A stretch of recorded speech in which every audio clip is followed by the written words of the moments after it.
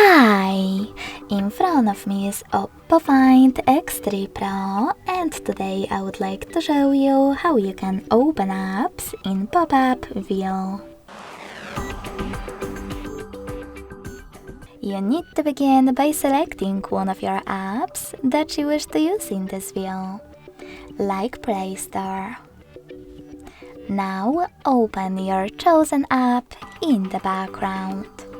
In order to do that, using Tricky's navigation, select this button with 3 lines. Then tap on those 3 dots at the top right corner of your app and click on Floating Window. Then tap on this tiny one.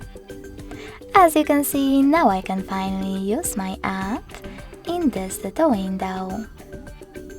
In order to move it around, hold this line at the top and drag it. To use it, overlay the other app, tap on the other one and operate in both. Then, to go back, tap on Home button and select Little Window again.